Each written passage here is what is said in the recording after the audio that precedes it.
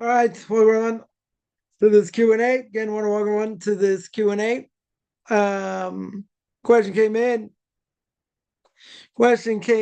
That sort of carry over from we spoke about a little bit, or spoke a lot of it on Sunday.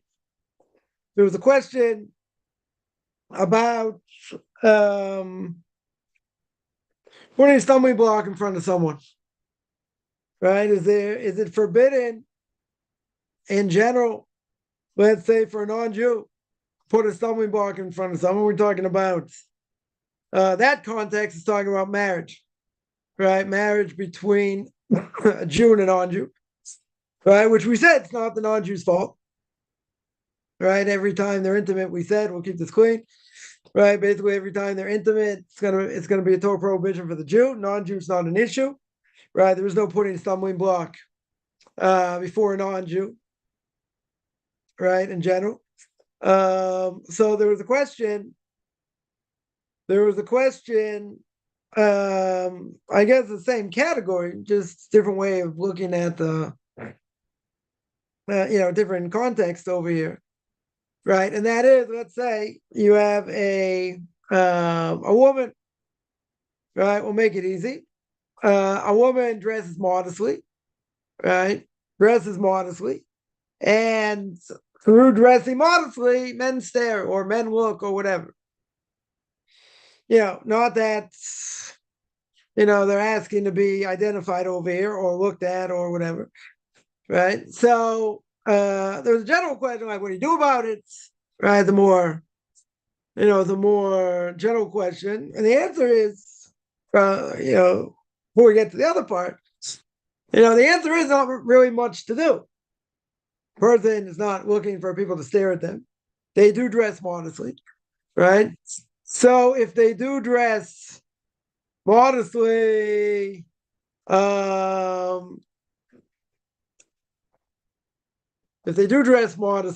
then it's the problem of the person looking.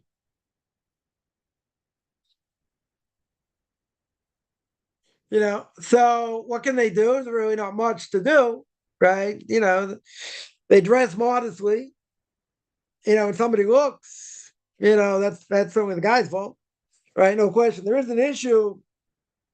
You have some women, and we spoke about this, the shawl women. There are women that add extra layers, because I don't know, they want to add extra holiness or whatever, so people can't really look at them, right? We got these burqa women that they almost wear like a burqa, right? And the problem is that they look so different than Orthodox Jewish women. People gotta look. Right? It's doing just the opposite, right? That is doing just the opposite. So that 100% would be forbidden. Not only that, they're adding on to modesty where it doesn't need to be added on to over here, right? So that's different. That's a different issue. So keep in mind, it's not a praiseworthy thing. If they're gonna cover themselves up and wear these burqas or whatever, people are gonna stare, right? 100%. 100%. People probably will stare, and that's a problem. So what they're doing, right, is basically the opposite of what they're trying to accomplish. What are they trying to accomplish? Nobody should look at them, right? Yeah, they're gonna wear a shawl, they're gonna wear this burger type thing, whatever. So you can't see, the figure, the woman's figure, whatever. Okay, right? I get it, makes sense to a certain extent, but at the same time, what's it gonna cause? It's gonna cause people to look because they're not dressed normal, like normal women in an Orthodox community. I remember one of my kids asked my Rabbi about this once. Like, don't worry about it. It's not for you. Whatever. We buy him. I don't know, it was on Sukkot, I think, and on the intermediate days of Sukkot. So whatever, we went to see him, and one of my kids asked him this question. It's like, nah, don't worry, it's not for you. And then, like, after Sukkot, they made a whole protest against these women.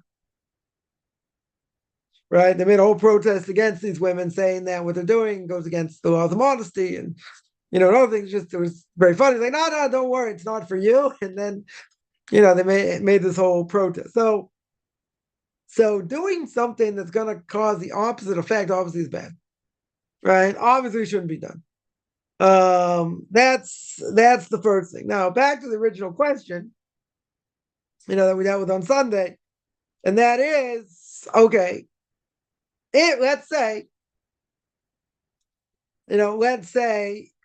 a woman doesn't dress modestly. She doesn't dress modestly. She wants to dress however she wants to dress. She doesn't dress modestly, and guys stare. Yeah. So if somebody stares, did they transgress? Yes. No question. They transgress. Even if they don't do anything. Whatever they're thinking, doesn't matter. Right? They transgress over here. Now, the question is it the woman's fault? He'll say, well, the less clothing you wear, the more provocative it is. People are going to look. Now, is it the problem of the person looking? Yes. Is it the problem of the woman the way she's dressed? That's going to be the question. So if we're going to say, by non-Jews, no such thing as stumbling block, putting a stumbling block in front of someone, that's okay. She can dress any way she wants. Now, as a moral imperative, would we say it's a good thing to do? No. Certainly, as a moral imperative, not a good thing to do. Clear. Does it, is it putting a stumbling block in front of someone else? Right? And again, that we hold by non-Jews, that shouldn't apply. Should a woman do it in general? No. Right? We're going to make it very easy. Women shouldn't do it. Right? The question is, okay, you tell me, it's not a good thing. Fine. Right? Maybe it's not a good thing. Is it forbidden? Are there laws of modesty for non-Jewish women? Let's say. They can dress however they want. They have an obligation, to cover their legs, cover their elbows, cover their neck. They don't have any obligation. Should they dress more modestly? Yes. Not as an obligation by the Noahide laws. Right? We would say that it is a moral imperative. Yeah? It's a moral imperative. And therefore, it's a good thing to do. Obligation? No. Right? We're not gonna, we're not going to, we're not gonna go that far. But I would say, I would definitely say that, I don't think it's a good thing. But you can't say that they're obligated, in the laws of modesty. Right? So we have to remember one thing, or a number of things here. Right? One is that we can't worry necessarily about other people. We have to do what we need to do. Now, obviously, if it's something between man and man, yeah, we should be more concerned. That we should be more concerned. We should work on our character traits much better. Yeah, how we interact with others, what we do with others, for sure. That I think everyone would agree. Right? And a lot of these interpersonal laws between people can come to Torah prohibitions. Can come to serious Torah prohibitions. So a person got to be careful. That I would say 100%. Right? Now, if you're doing everything in your power to guard yourself, right? And let's say in this case, make sure men aren't going to look. And let's say there are men that look. Okay. That person did everything they could. Right? We're going to make it very, very easy. They're not liable here for anything. The body's covered. Neck is covered. Legs are covered. Arms are covered. Well, someone looks. You did everything you could do. Right? And this is a general rule, when it comes to doing mitzvahs and character traits. And that is, we have to do the best we can do. That's our obligation. Right? Are we going to stumble? Yeah. Will we make mistakes? Yeah. The evil inclination does a great job. Doesn't need me to endorse him. Okay. But at the same time, what would I say? You got to do what you need to do. You got to be the best you can be. So if you're doing everything in your power to make sure certain things don't happen or whatever, and then something happens, in this case, somebody looks, but you're dressed okay, what's the problem? It's the person staring. Yeah. Someone will say they feel uncomfortable, they feel looked at, they feel like an object. Okay, it's true. That very well may be true, but you didn't do anything wrong, right? It's uncomfortable for sure.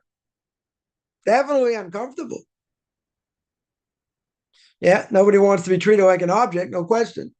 But at the same time, what will we say? You got to do what you got to do. So if you didn't do anything wrong, like the example always comes up, you stick up for Torah. The person says, I don't like that answer. And they blaspheme against God. They think the Torah is anti-pig, anti-women, anti-non-Jews, anti-all kinds of things. They start to blaspheme. Did I cause them to blaspheme? Right? If you're going to say by a Jew that's put in a stumbling block, is that a stumbling block? No. Why isn't it considered a stumbling block?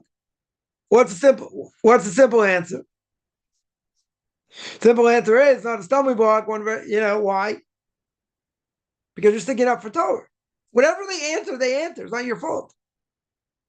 You said what the Torah says. You said what the commentaries say and how they explain the Torah. Very good. They don't like it. Like my Rabbi would say, go eat kugel. You don't like it. Okay. So what are you going to do? You caused them a Torah prohibition. They caused it themselves. They caused it themselves. This question comes up a lot. Because people will say, but I said this and they came back with this. And okay, should you speak to them? That might be a different issue. Should you get in this conversation? Might be a different issue. You're in the conversation. And this person says all kinds of things against God, against Torah, against Jews. Yeah, it's their problem. 100% it's their problem. Right? If you're just saying this is what the Torah says, again, let's just say you got it right. This is what the Torah says. This is what God wants. This is our obligation. Okay, but did you do anything wrong? You caused them to say negative things. Okay. But they would have said negative things anyway. What's the difference? You're not necessarily the catalyst to that.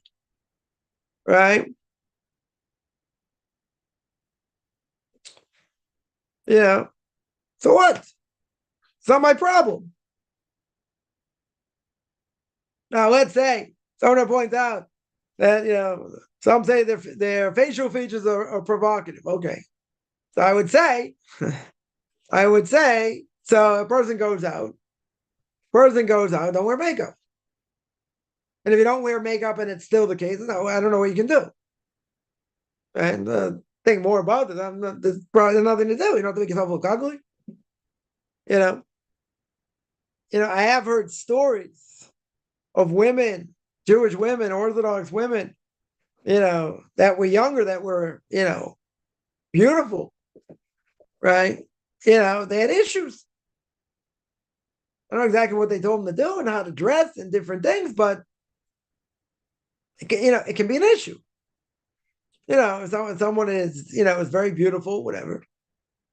So a person would have to be more. I would say they have to be more careful. That mean they just have to look like slobs and not wear nice clothes. Okay, should they wear a lot of makeup and perfume and this and that? I would say no. I would definitely say no in that case, right? But if someone has certain facial feature, let's say, and those, I don't have an answer. And those certain facial features could be provocative. I'm not sure what you can do. You don't have an obligation to make yourself look ugly, for sure not. Right? If that would be the case. Right? If this would be the case, then you don't have an obligation for that. 100%. Right? I mean, well, what else should a person do? Are you going to change your face? When a person in such a case, let's ask the question, we'll flush this out. Let's ask the question, would they have to get surgery? Would they have to get facial surgery? Good question. What would be the answer? I don't think so. Why would they have to get facial surgery? Make themselves look worse? I don't think it's an issue. I'll think about it more, but I don't see why that's an issue over here. And nothing to do. That's the way the person looks. It's the way the person looks. Not their fault. They're born that way. And again, They're not doing anything to themselves. They look that way. A person can look naturally beautiful. Not their fault, it's the way they're born. So even if they're born that way, yeah, I would be more careful. Definitely be more careful. Person goes outside, right? Especially when the weather's warm, right? And not dressed to kill, so to speak. Okay. That you'd have to be careful. But in general, I wouldn't say it's an issue. Yeah, there's what can you do? The only thing you could potentially do, I mean, a few things. Either make yourself really look ugly, which no mitzvah to do that at all, right? Or the only other thing I could think of is getting facial surgery, but no one's gonna say do that, right? Yeah. There's a whole question in general. I don't necessarily want to get into, but there's a whole question. There's a whole question in general, about cosmetic surgery. Can a person do, can a woman, let's say, or a guy for that matter, cosmetic surgery, make themselves look better? Yeah, surgery is a serious thing. Even if it's cosmetic, still under the knife, right? It's still not a simple thing. So certain things for cosmetic surgery may be permissible. What about a guy, let's say, he wants to start dating, he's got a unibrow, right? Unibrow means got a eyebrow goes all the way across pretty much, right? Almost connected. He's got to trim it. So that comes under the category of a man, little silbush, right? A man can't wear women's clothes. A woman can't wear men's clothes, right? So that'd be something a woman would do. So you're gonna say, but what about for the sake of getting married? Doesn't look good, right? I think most people would say that's, an unattractive quality of someone that has a unibrow. I don't, I think I knew somebody once, many, many years ago, who had a unibrow. But I mean, I do remember somebody like that.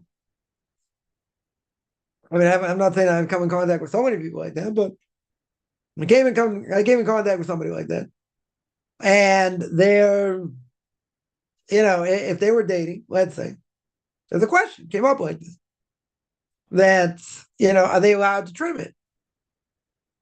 It doesn't look good, doesn't look nice, it's not attractive. Yeah, so in that case, he'd be allowed to. Oh, you got to tell me, comes under the prohibition of a silbush. This is what women do.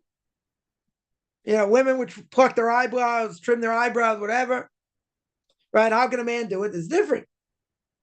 In general, we'd say it's forbidden. This is a specific case. Right? So cross-dressers, men can't wear women's clothes, women can't wear men's clothes. Right? Comes under the prohibition. And anything that women do, men shouldn't do. If a man, let's say, looks in the mirror before he goes out to make sure he doesn't look disheveled or disheveled, right? However you pronounce it. Yeah, wants to make sure he doesn't look bad. His hair's okay, no spots on his shirt or whatever. That's not a problem. If he's looking there 10, 15 minutes, checking this, checking that, whatever, that's a problem. That would be a problem. Why is it a problem? That's what women do. Now, for women, that's okay. They're definitely more conscious of this. Now, can guys be more conscious of it? Yeah, but it's more for women than for men. In general, you might say things have changed. Men are like that also. All right. But, this is something by women, much more by women than by men in general. So can a guy look in the mirror? Yes. Is he allowed to sit there and stare for 20 minutes to make sure it looks good? No. That would be forbidden. 100% be forbidden. That's what women do. What about cologne? This comes up a lot. Male cologne. Let's say polo for men, right? Person wants to put on, they're going out, they want to put on a little bit of perfume, right? It's made for men. Made for men. So some rabbinical authorities would probably say it's made for men. As long as you don't put a lot on, that people aren't going to, sniff you, whatever, or stare at you when you walk by, right? Then that might be okay. Now, for women to wear makeup, is that a problem? No. If they're caked in perfume and someone walks by and they stare, yeah, that's a problem. That is a definite problem. Can she go with makeup? Yes. Can a man go with makeup? Different issue. Different issue. Right? Definitely a different issue. Right? No question. No question, it's a different issue. Right? So there's a difference here. Now, what if it's in vogue today? What if it's in vogue for men to wear earrings? Or men to wear rings? Right? Rings are a little bit easier. Right? I would think rings are a little bit easier in a certain way. Right? Than earrings. But, worst thing like someone did when I was growing up back in the day was, a guy had, let's say, a rat tail or an earring. Yeah, that was like already a big thing. Tattoos, like nobody got tattoos. Right? Only sailors got tattoos. Right? It's about nobody got tattoos. Everyone has tattoos. Yeah. So something like that, and this is clothing of a woman. Earrings, clothing of women. All right. Now, modest reasons, should only have one, not two big hoops, whatever. Right? Now, for a guy, you're going to say there are guys that wear earrings. Okay. There are guys that wear earrings. Very good. Then you want to tell me today it's different. 100% it's different. That men wear earrings today. Aren't we going to say it's women's jewelry? It's women's jewelry. Yeah, so for men it'd be forbidden. Now, no question about wearing rings. One Orthodox community, you see married men with rings. Yeah, other Orthodox community, you won't see it. Yeah, the rings may be less of an issue. Maybe less of an issue. We consider like women's clothing. So men shouldn't wear rings. Right. Yeah, what about wearing chains? Right? What about wearing, can a man wear a chai? Hear that all the time.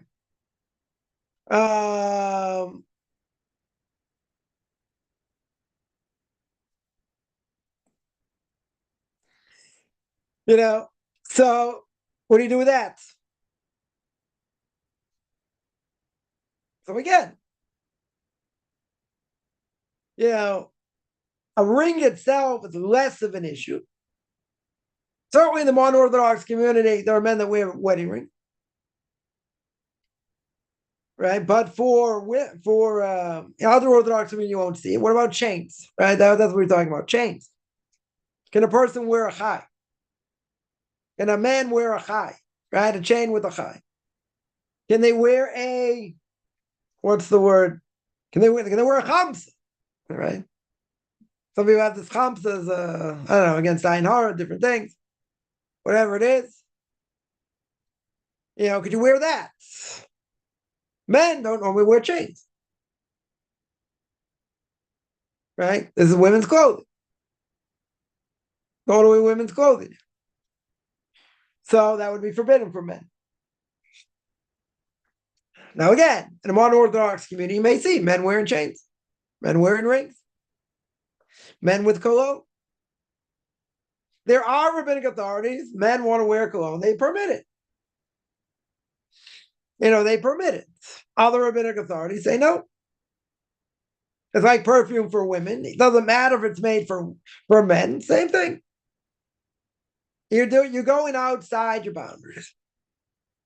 The person say, hey, what do they smell bad? Okay, so use deodorant. That's not a problem. Perfume would be an issue. Be an issue for other, for a different reason as well. Men who put on perfume, why do they put on perfume? Right? We're going to keep this clean to attract other men. Right? Sign of homosexuality. So that, for that reason, would be forbidden. Because that's what they used to do. Maybe they still do it. Yeah, but in general, right? You would tell me if it's for the sake of what? Right? If it's for the sake of, taking away bad smell, let's say. Or it's only for men, it's only made for men. So there's room to be lenient. Right? There should be room. There should be room to be lenient. I'm going to tell you, the rabbinical authorities say you shouldn't do it anyway. Period. Similar to women, you don't want to do things similar to women. That's a total prohibition of lo silbash. Don't, men shouldn't wear women's clothes. Women shouldn't wear, men's clothes. So that'd be forbidden. So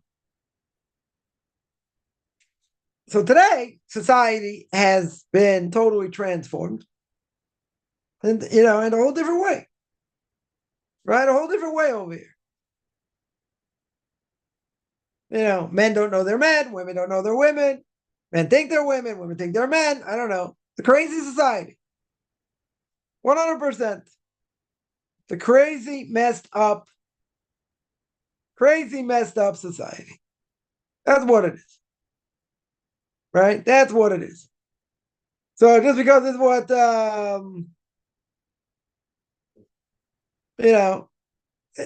bottom line, it's a messed up thing. Can't go by what society does. Right? Especially today. Right? Nobody knows who they are. I'm not going to get into other transgender issues, but, this is what it leads to. There's no end. Right? What about nose rings? This comes up. There's a phenomenon even in ultra-Orthodox communities, women getting nose rings. They're going to say, what's the obvious proof that should be okay? Say had Rivka. Rivka had a nose ring. So people will say, if Rivka had a nose ring, what's the problem? So why can't we wear it today? So in most communities, you won't see it. There are people that do it. Very hard to say. It's forbidden. Right? Very hard to say. But piercing other parts of the body, let's deal with that. Right? More than one piercing in the ear might be a problem. Yeah. Modesty reasons. Okay. Person, a woman has an earring. Very good. Right? And, no big hoops, no, they're not standing out, whatever. Okay. Earring should be okay. More than one piercing? Some people say it's also okay. It's not necessarily drawing attention. So you can see ultra-Orthodox girls have more than one piercing. I'm not saying everybody, but there's a trend. I don't know where it comes from.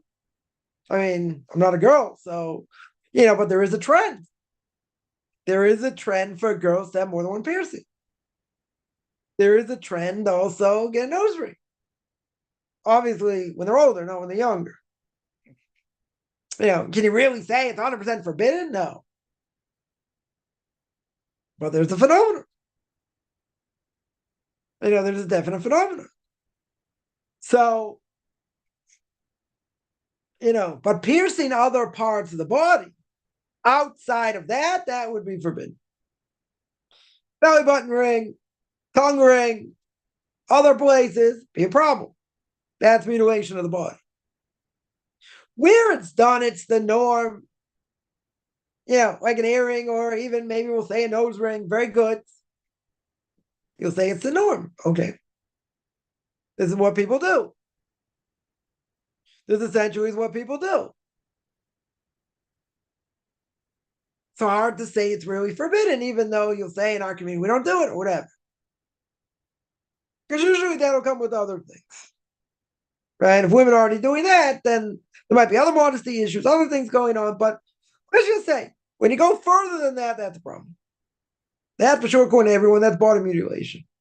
Body mutilation, right, will be forbidden. Will be forbidden. Some people will claim Some people claim that, circumcision, that's body mutilation. I don't know. The Torah gives me a command. The Torah says on the 8th day, woman gives birth, she has a son, all things being equal. No problem, right? Welcome to the covenant, kid. And, right, that's what happens. Now, everyone agrees. The whole purpose of the foreskin is for what? To be taken off. That's the purpose. Some people say, there'll be a difference of opinion among doctors, every 3-4 years. Some will say it's good against cancer to take it off. Some say it's not good against cancer to take off. Doesn't matter. Whatever it is, we have a divine command. A Jew has a divine command. Right? But everyone agrees that part of the body God says take off. Now, when it comes to the appendix, they're starting to learn what the appendix actually does. Right? But everyone agrees that the appendix bursts, you got to take it out.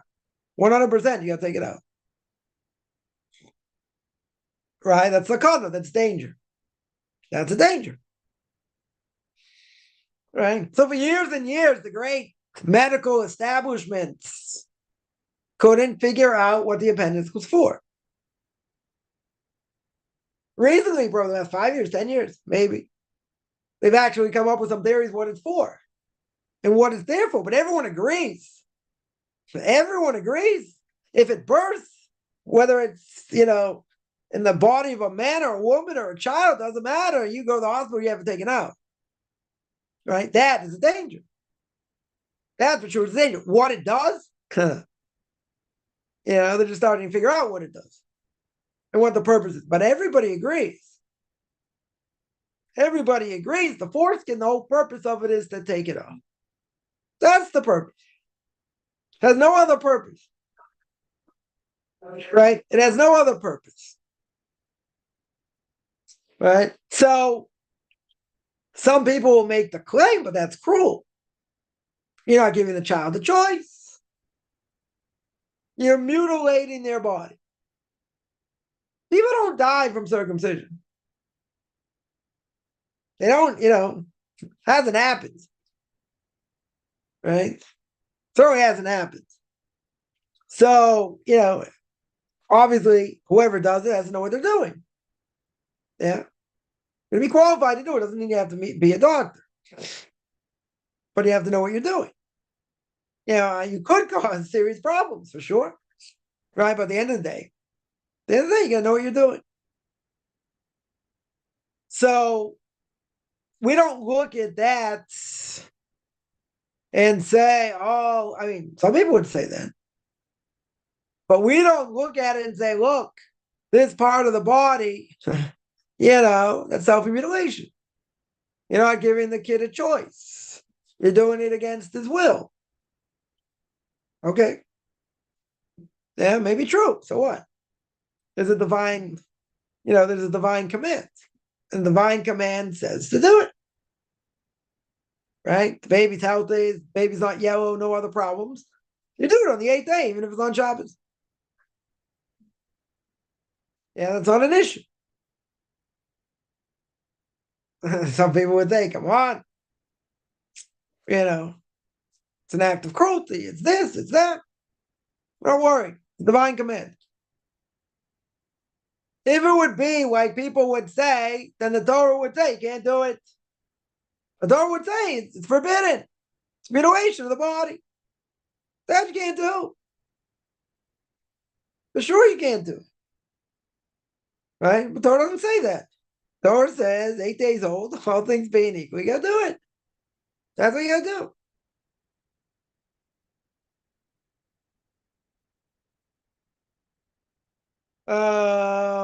Someone mentions many people died with the appendix. Yep. Yeah, could have been an obligation to take the appendix out. The only way you're going to take the appendix out, for the majority of people, I don't know what the percentage is. I can't imagine, not knowing anything, I can't imagine. You take this with a grain of salt. I can't imagine the high percentage. It's going to be really, really small that someone dies because of the appendix. Yeah. Meaning that maybe you tell me when the person's strong, you take it out. So you don't have complications. That would be a precautionary thing if that would be the case. Statistically, I'll do some research. I can't imagine. I cannot imagine, it's 1% of the people. I can't even imagine it's 0.25% of people, 0.1% of people. I can imagine a handful, maybe. Maybe. Very hard to imagine.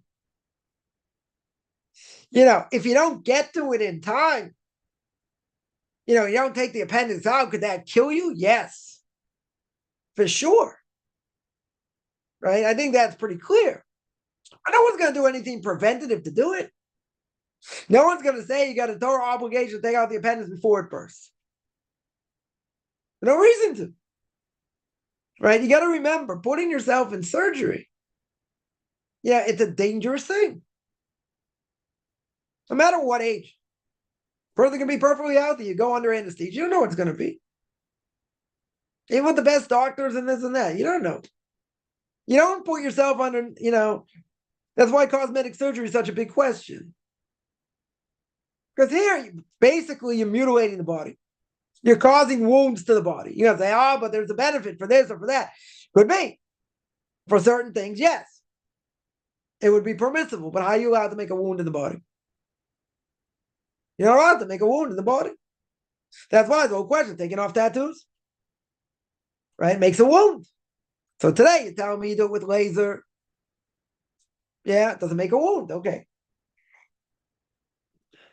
Right, but my Rabbi would say, even if it would make a wound, still it's better to take off. Right? I'm saying you have to. But he's telling you, even if you're over prohibition or making a wound to the body, or someone's making a wound to the body over here, trying to take it off, it's still worth it. Not to have the tattoo, but in general, we don't make wounds in the body for no reason. Or have someone else do it. Right? So in such a case, we're not going to do preventive medicine and say, wow, we're going to get, there's no sign that anything's going wrong. There are no issues. You say, but it could happen anytime. You're right. And if a person's appendix bursts, they think it's a problem with the appendix, you go straight to the hospital. Nothing to talk about. Yeah. Want to tell me significant amount of people die from it? Unless you're in a third world country, I can't imagine. I can't imagine. On the top 10 things that people would die from in the world, this is probably like 250,000, 220. It's not even there. I don't even think it's there. I can be totally wrong. I don't think so. I'll do a little bit of research. I find it very hard to believe. So there's no point to do surgery for that. That's doing surgery for no reason. Right? That's taking something out of the body you don't need to take out. Yeah. Listen, if someone could donate a kidney and save someone's life, that's a different issue. You can live with one kidney. Right? That's a different issue that you're allowed to do. Yeah, that's a totally different issue. But here you're not going to take out the kidney because, you might find out later you have kidney disease, so you take out one and you can still live on one. Who's going to do that? You can say, well, kidney's different. It's major organ. Okay. Yeah. But like I said, I can't imagine anybody is going to say preventive medicine says you take it out before it happens. If you know there are signs or whatever before it gets really bad, that's a different issue. That's a very different issue. And it could already lead to something and you'd better take care of it. Right? So they would agree, take it out. Okay. If you have no signs, nothing else going on, why would you do it? There's no reason to do it.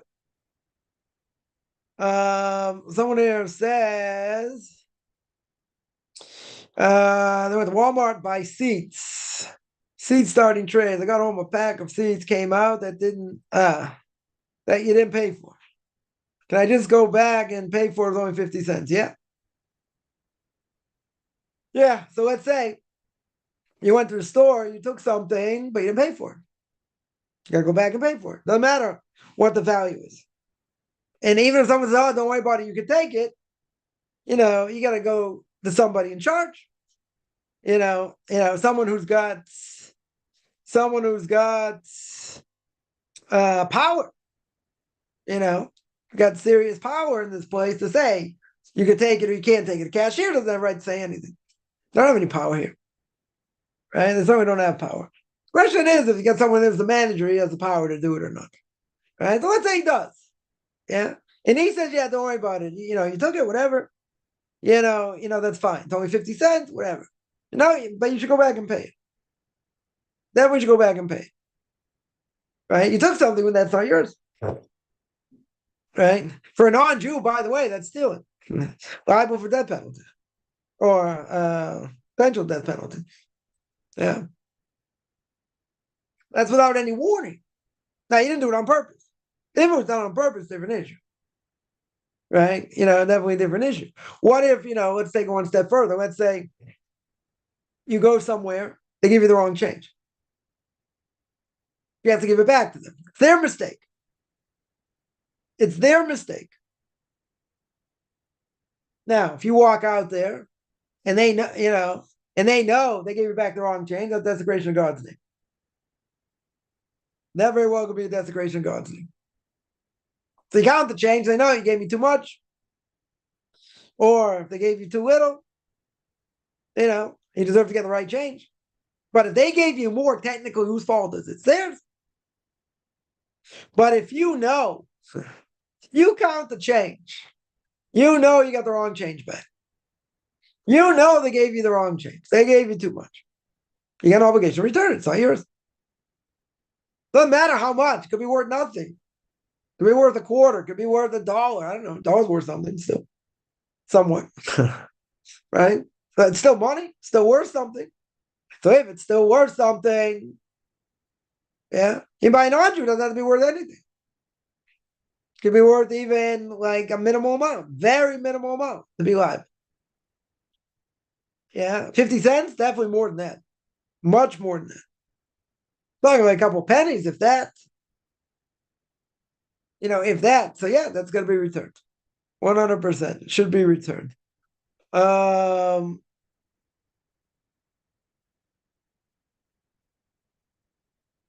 Someone here asked, good question. Someone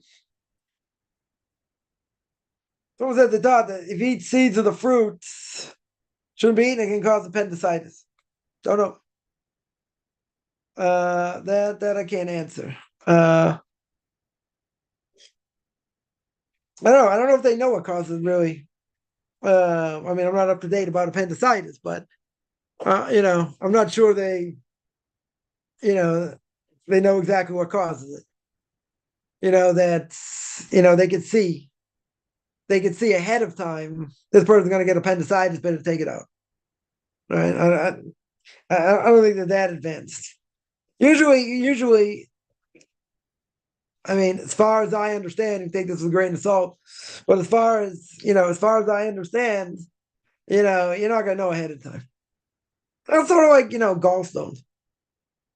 Same thing. A person can be in a tremendous amount of pain. They find that they had a gallstone. They can tell you what causes it, whatever, but if a person's not necessarily susceptible to it and it happens, so you say that, well, they ate this, they ate that, they ate the other. It's a buildup. A person doesn't just get gall, they eat something, they don't just get gallstones. It's a buildup. Right? Same thing by the appendix. You tell me, okay, let's say it's true. Right? Let's have in a generous mood now. Let's say that seeds of fruit shouldn't be eaten because it causes appendicitis. How many? 2? 8? 250? How much do you have to eat before it causes appendicitis? I would probably think a lot. It's like anything else. Build up. For years and years, person ate seeds of fruits, but nothing happened. Seemingly nothing happened. You don't know what's going on inside your body. Right? So build up. Then one day, you eat this last seed and boom. Yeah, then the appendix gets affected. Very hard to get. It's very hard to gauge that. Even if it would be true, you probably have to eat a lot of them for an effect to be affected. It's not going to be affected by if I eat a few, right? That's very hard to imagine. You have to eat a lot. How many? Depends on the person, depends on their system. Could take years. Could take years. Yeah.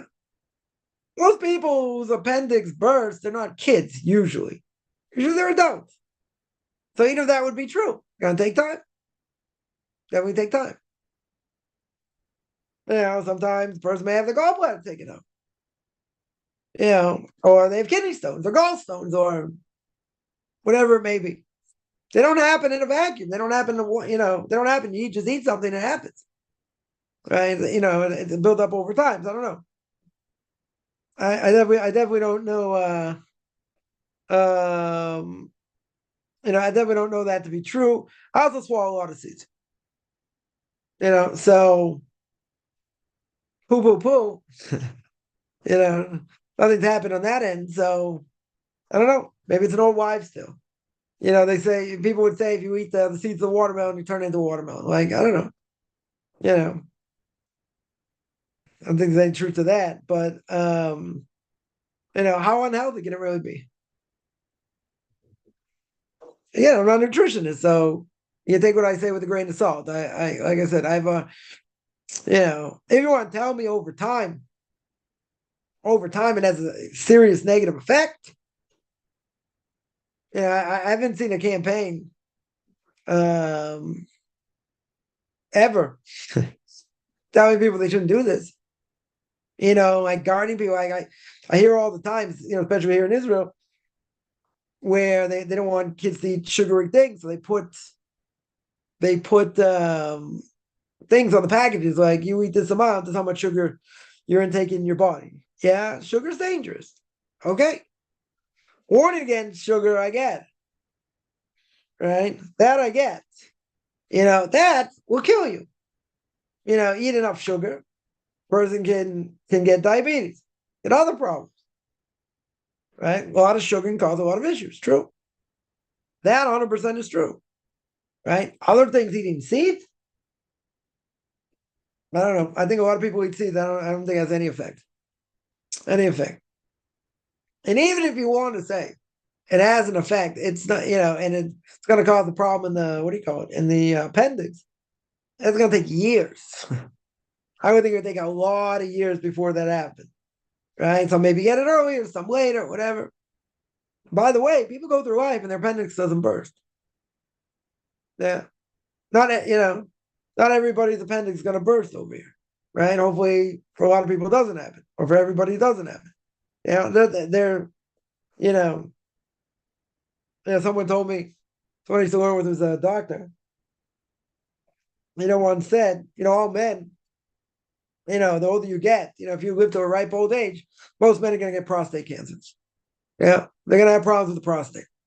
When you get older, when you get much older, it's like very high percentage. What can you do?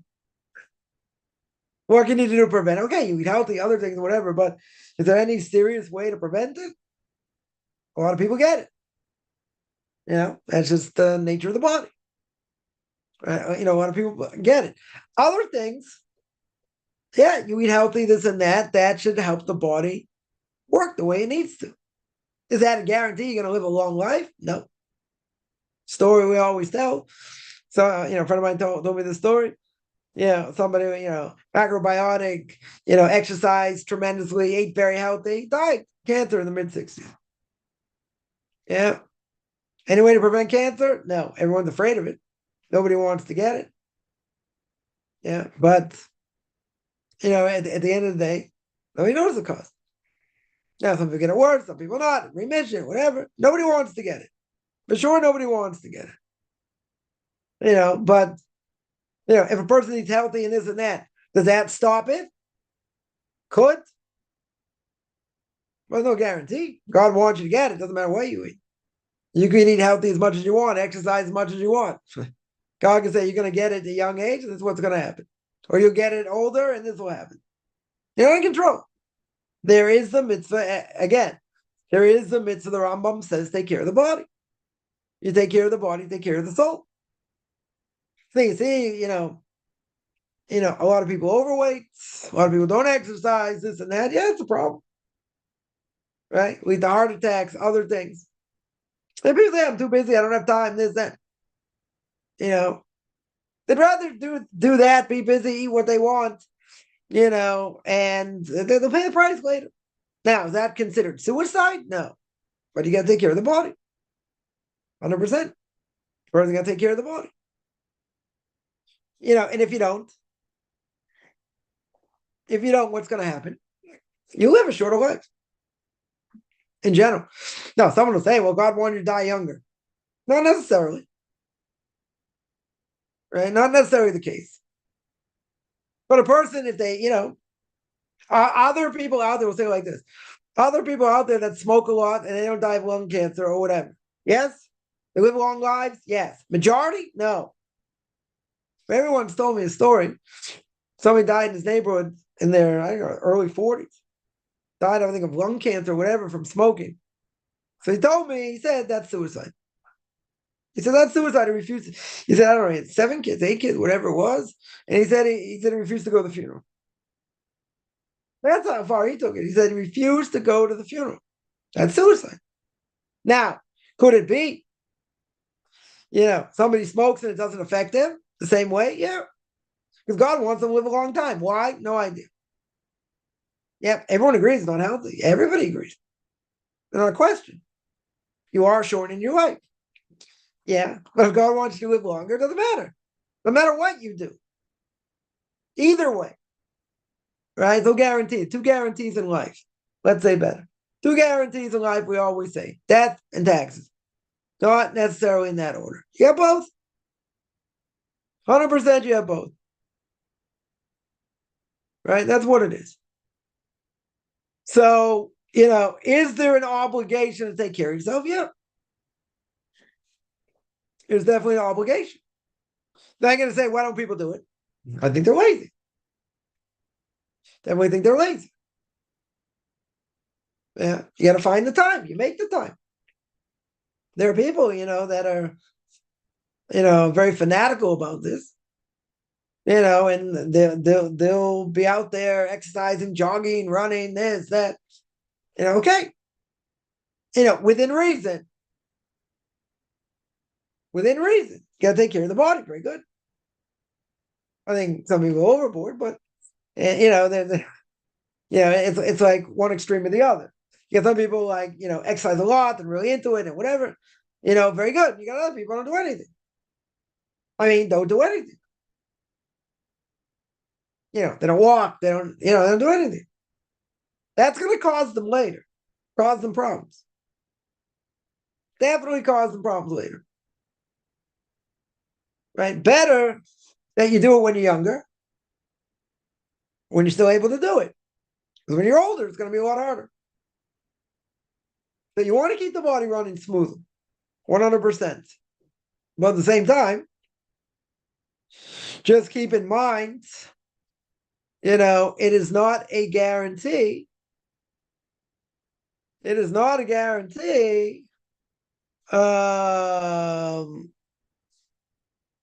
long life. And if God wants to get someone, they don't have to smoke. Right? I know a story, someone died of lung cancer. They didn't smoke. Smoked a pipe maybe once in a blue moon. That's not going to cause lung cancer. Someone will say, maybe they're around people that smoked and they got secondary smoke. Maybe. But they didn't smoke themselves. So why did God give them lung cancer? How'd they get it? Good question. Very, very good question. Because God wanted them to have it. That's the answer. And if he didn't smoke, now tell me they're around people that did or whatever. Okay? But in general, someone who doesn't smoke, all things being equal, they're not going to get lung cancer. Shouldn't happen. According to nature. Shouldn't happen. So why does God do what he does? That's the $1 million question. That is the $1 million question. Why does he do what he does? Because he does. We don't know why. We have no idea. He does what he needs to do. So a person can say, well, I'll take my chances. If God wants me to live in a longer life, He'll make me live. If he doesn't want to, he won't. Yeah, there's one problem though. If a person knows, and it's been proven, that you do this behavior, whatever it may be, smoking, we'll use smoking as an example. Yeah. Everyone agrees it's dangerous to your health. You're cutting off years of your life. Everybody agrees. Person can't, a person shouldn't say, well, it's not going to affect me like it affects everyone else. I know, everyone agrees it's a problem. Everybody agrees. As they say, but I have a lot of emunah. I have a lot of belief and faith in God. Well, that's beautiful. You can't be a fool. In this case, you're a fool. Because you're going to say, well, I can smoke 5 packs a day, 2 packs a day, whatever it is. Not going to affect me. Because God's going to protect me. Who says God's going to protect you? You're doing something detrimental to your body. Something that your body shouldn't intake. So what's the answer? Don't do it. It's forbidden to do. We're not relying on miracles here. Right? That a person would be a fool. Right? So, my Rabbi would say, anyone who does that, you're playing Russian roulette. That's like suicide. That's going to cause negative things to happen. Now, the problem is, even a person starts smoking when they're much younger, that's hard to stop. Right? That's why all the tobacco companies got nailed in America years ago. Right? Because they put nicotine in. Nicotine's addictive. When your body craves it, it's hard to give up. Heard a lot of people say, yeah, I could give it up tomorrow, this, that. Very hard to give up. Person needs that craving like they have when they smoke. Body has to feel it. Right? To get it out of your system, very hard. Yeah, there are different ways. People say the patch works, this works, other things work. Whatever it is. But the point is, your body is overtaken. Your system wants it more than anything else. So therefore, the person wants more and more and more. And it's hard to stop. Very, very hard to stop. Some of them, when they're 17, 18, they smoked. I don't know how much they smoked, but they stopped. One day they stopped breathing. For them, that was it. That was it. Stopped on the spot. Now, for other people, even if they're sick, they won't give it up. Right? Tell the story, my Rabbi, years ago. Many, many years ago. I heard this doctor speak, for a long time about the danger of smoking. This is well before everything came out, about how bad it was. All the dangers of what it's going to do to you and do to your body and all that. Right? After he gives the lecture, 5 minutes later, he lights up a cigarette. So Rabbi asked him, what are you doing? You just gave a lecture for the last half hour, 40 minutes, saying how dangerous it is. How can you light a cigarette? He said, I know how dangerous it is. But he said, I know it's going to cut off years of my life. It's so enjoyable, I can't stop. Not that it's addictive and this and that. Because of nicotine. He enjoys it so much, he can't stop, so he's going to do it anyway, even if it takes years off his life. Okay? People make choices. But no one's going to disagree. It's a danger. Everyone knows it's a danger. Yeah, and it's a very hard thing to stop. Listen, there are chemicals that companies put in, potato chips and other things that give you the desire to eat more. A person opens a bag of potato chips, you don't eat one. I don't know anyone who just eats one. All right, you're not going to eat the whole bag, right? But, why do you want to eat more than one? You'll tell me you're hungry. Okay. But why does someone eat more than they probably thought they were going to eat? That's the chemicals they put in. They put in chemicals for you to desire it more. That's what they do. Listen, they do all kinds of marketing on the the packages and what they put on the packages, to get people to buy it, all these things. Very good. Very, very good. Yeah. But they put stuff in there causes you to want to eat more. Yeah, the other thing, is that forbidden? I don't know if it's forbidden. If it's kosher, you're allowed to eat it. It's not a problem. Or if you're a non-Jew, it doesn't matter. Right? Spoke about this on Sunday also. So even if it's non-kosher, they could eat it. Very good. So don't you know all these chemicals in it, whatever, that could kill you? Yes. Right? I think people would be a lot healthier. They need processed food. Processed food can literally kill you. Yep. Because of all the stuff that's in it. True. Does that mean a person has to stop eating processed foods? No. The only time people don't eat processed food, some people. I wouldn't say it's the majority by any stretch. That is on Passover because of the stringencies on Passover. They'll only eat things they can make themselves from vegetables or whatever. They won't eat anything processed, even with the best rabbinic supervision. They won't eat anything processed. Not for health reasons. I think everyone agrees stuff that's processed, if you look at the ingredients, you would never eat it. Right? If you really knew what was in it. But they'll eat it anyway. Okay. No one's going back to, to doing that. They'll do it for 7 days. They're not going to do it all year round. Right? There are people that eat very healthy, okay? And there are a lot of people that don't. So a lot of what we eat can cause all these diseases. Yep. But then we're going to say that suicide to eat potato chips? No. I eat other things? No. Depends the excess. Depends how much you eat of it. Right? But this is one of the miracles of nature. One of the miracles of nature is God gave everybody a desire to want to eat food. If we wouldn't have a desire to eat food, guess what? You wouldn't eat anything. You die. You die of starvation. You would absolutely die of starvation. So God put that in the world. Right? Where do we know it from? You see, from the beginning of time. The Eitz Hadas. Beautiful tree. Depends what it was. Some people say it was grape. Some people say it was fig. Some people say it was wheat.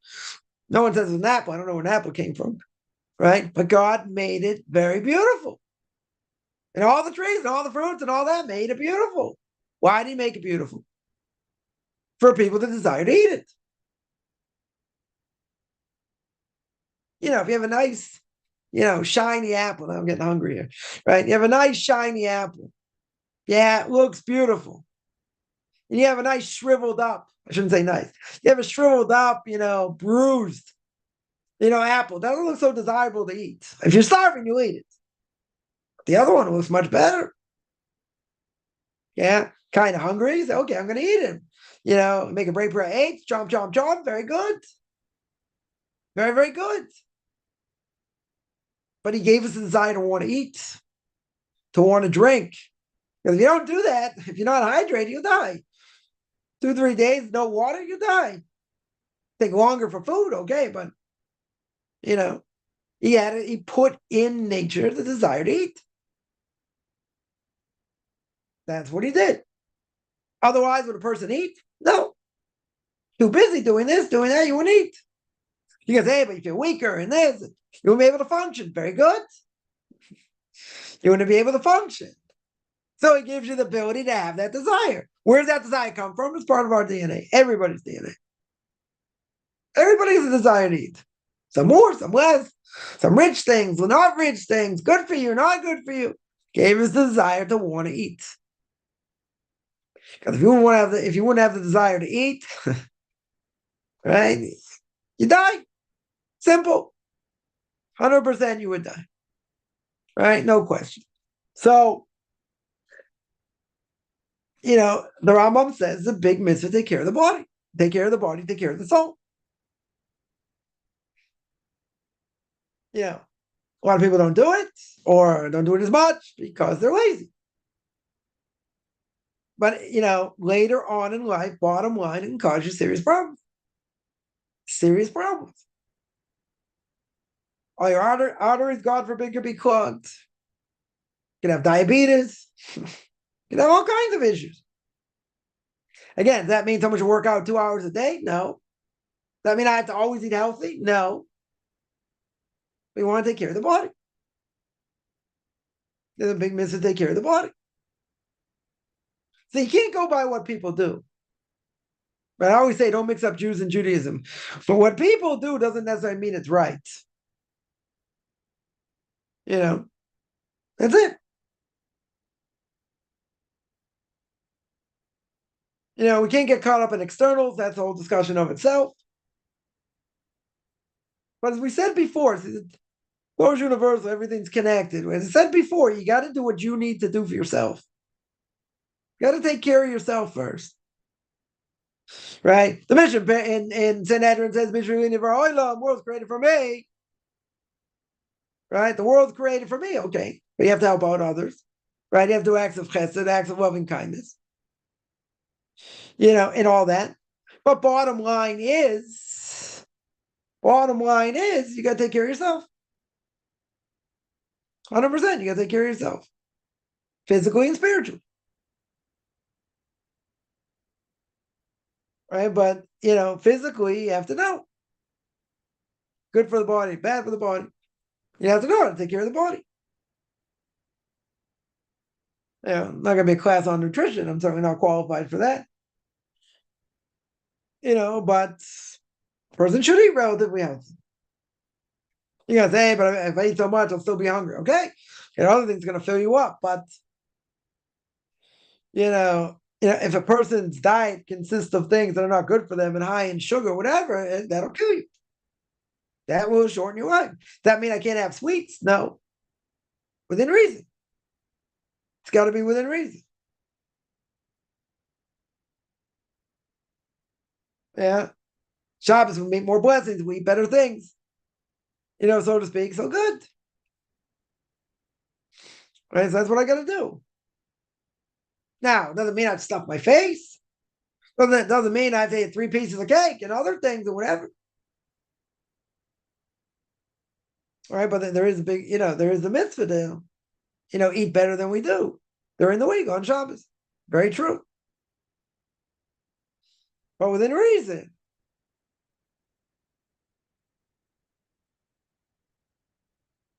Right? The issue is, and I had this conversation with somebody,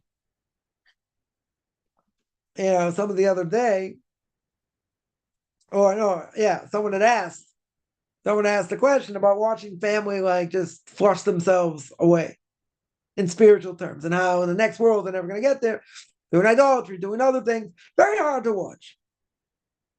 Very, very hard to watch. So I said, you can do what you can do. 100%. You got no obligation to do what you can do. More than that, you can't do. Right? More than that, you can't do. Maybe I should do more. Maybe this, maybe that. Okay. Doesn't really matter. They don't want to listen. You can't ram it down their throat. Now, someone will say, isn't that tragic to see? Yes. And they're going down the wrong path? Yes. And they're going to flush themselves? Yes. What can you do? What is there possible to do? They don't want to listen. Then the only thing you can do is watch it. Or hear about it or whatever.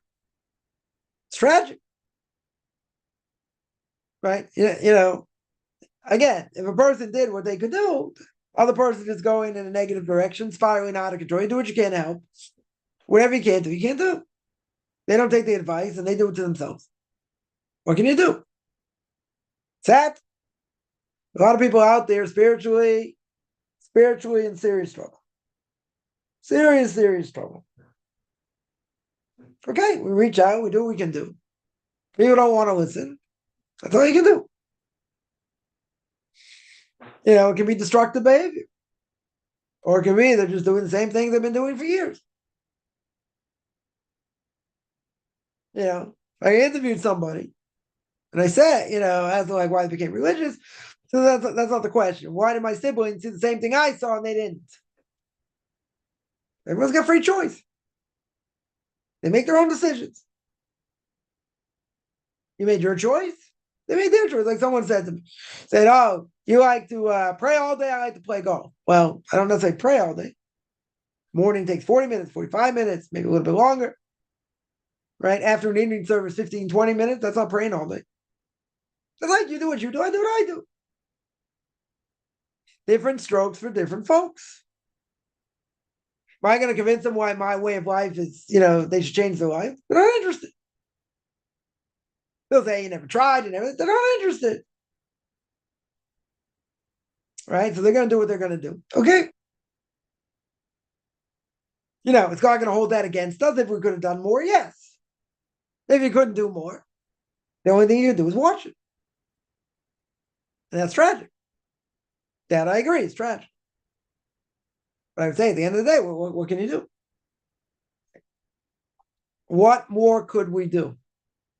If we could do more, very good. If you can't do more. End of the day, there's nothing to do. There's nothing to do. And it's just sad. I know people, same situation. Nothing to do. I hear certain things, I see certain things. There's nothing to do. There's no one to talk to. Heart-wrenching, but they make their own decisions. They make the bed they lie in. They got to take responsibility. Now, could it be, after 120 years, God will say, you could have done more, you could have done this, you could have done that, you should have been in touch. Yeah, maybe. We can't second guess over. You do what you can do. It can be heart-wrenching. True. Look how much they're missing out. Look what they're doing. You're right. And, they'll just look at you like you're a wacko. I mean, they might be nice about it. Some people not. Because some people say, wow, that's so unbelievable, this and that. They're like, wow. And then think in the back of my mind, you're crazy. But they won't say it outright. Some people will. Other people will be a little bit nicer. They won't say it outright. It's you can tell by body language also. But some people are pretty blunt. And they'll just tell you. They'll just tell you.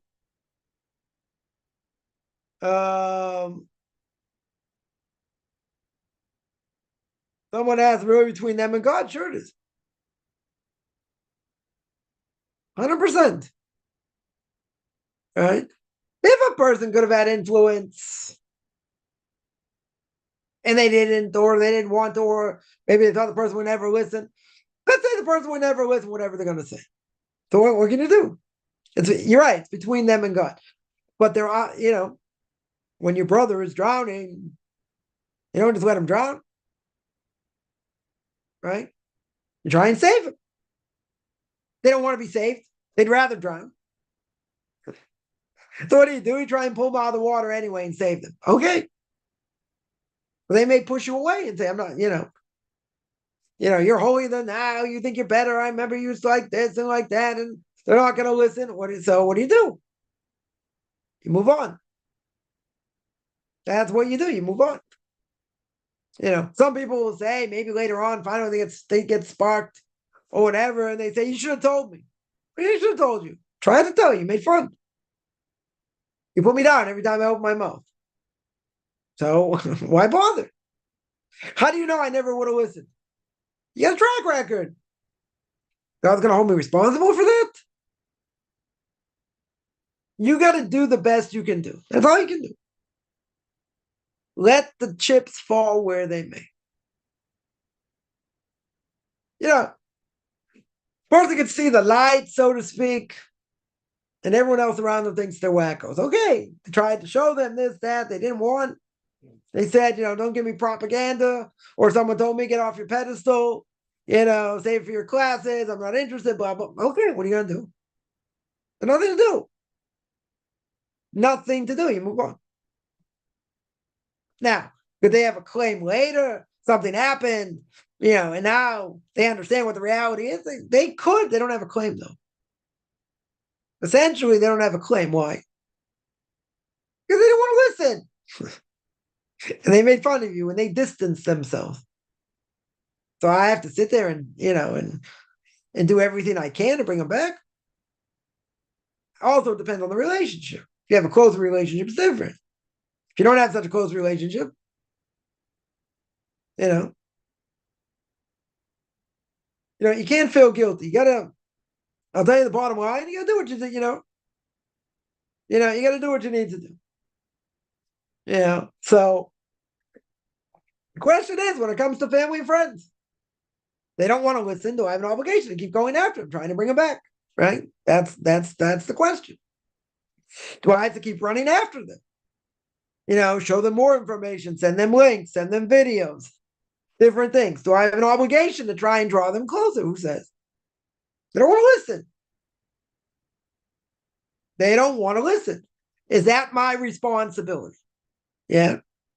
So it could be, it's like a din of Shabbos Zaveda. It's like you're returning their soul to them, like a lost object. You're returning their soul to them, but they don't want to listen. So if they don't want to listen, how far do I have to go? That's the question. If I've done everything I can, right? Or not say me. Somebody's done everything they can. The people scoff, they make fun, they mock them. They want to go in their own direction. They're spiritually deranged. What are you going to do?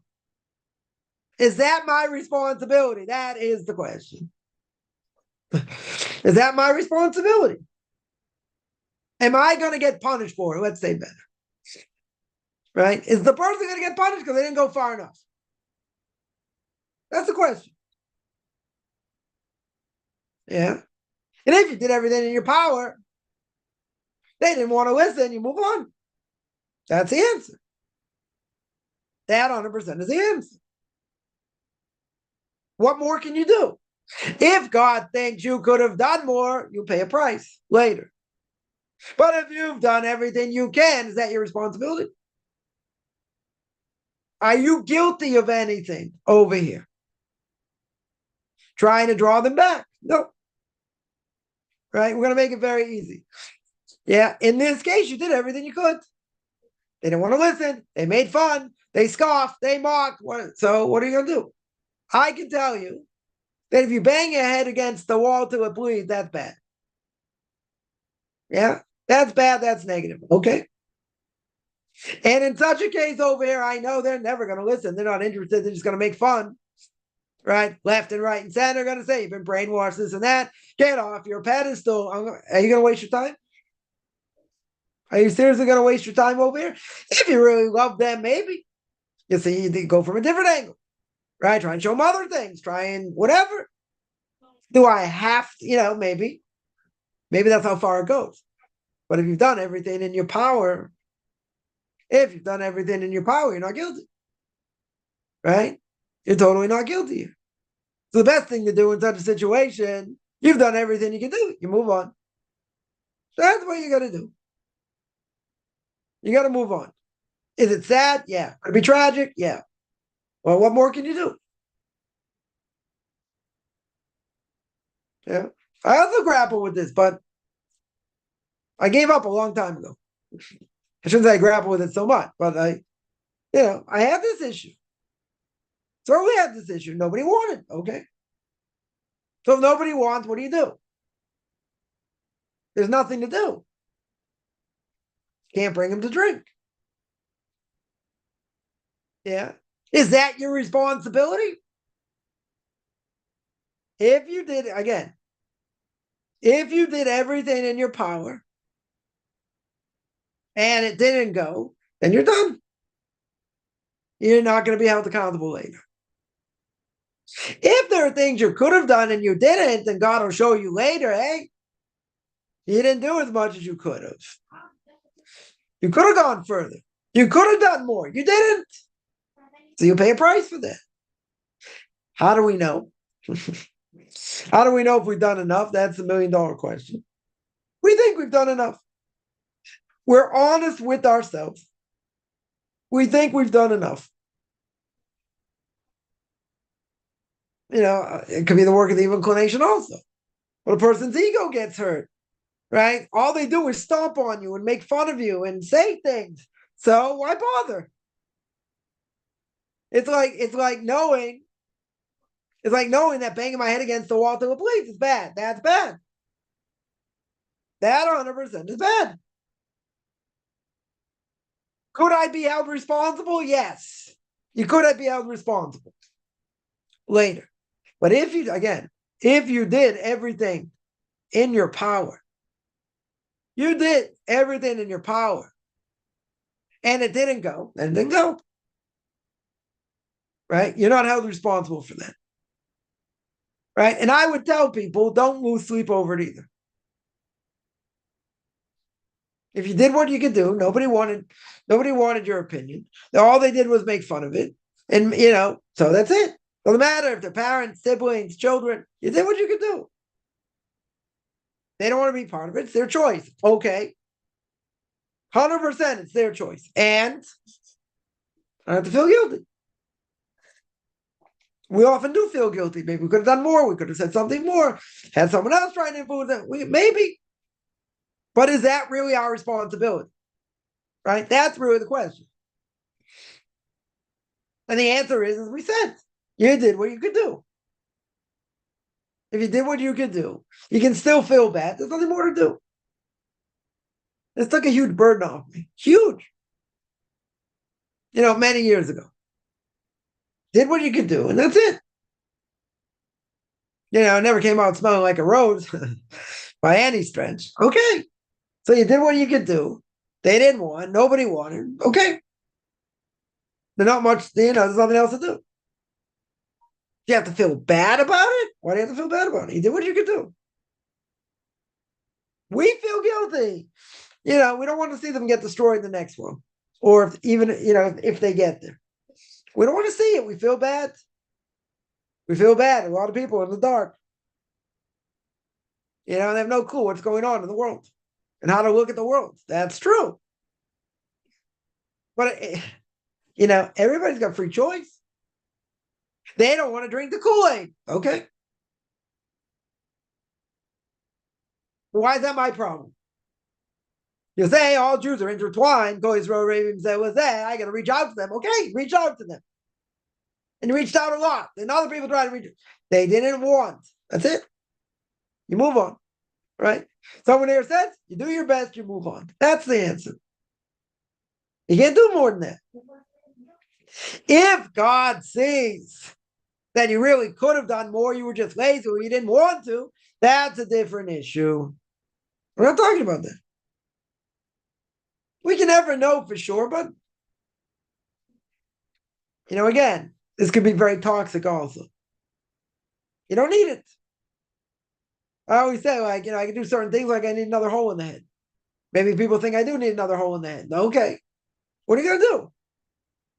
Right? You got to feel good about yourself also. Right? And you got to realize you do what you can do. Right? Even if you make mistakes, day in and day out, you do what you can do. You do the best you can do and you move on. You don't blow it off. You try not to do terrible things or whatever, but you do the best you can do. God understands that. Again, we're a work in progress. We really want to be the best we can be, okay? Right? True repentance goes a long way. But you got to work hard. Life is working hard. That's what it is. Yeah. Any other questions?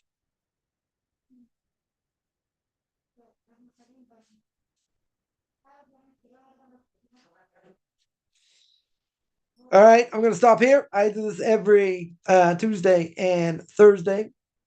10 o'clock Eastern time, 5 o'clock Israel time. Anyone has any questions, feel free. You can take a look at my Facebook page at Michael Chaim Kaufman, Beyond Orthodox Conversion Judaism, or Beyond Orthodox Conversion Judaism on YouTube. There I got videos on the Torah portion of the week, which I'm very behind, and Q&As, Ethics of Our Fathers, etc. You want to send me an email, rabbichaimkaufman@gmail.com, RBBICHAMCOFFMAN @gmail.com, which I'm good beginning of the day, middle of the day, and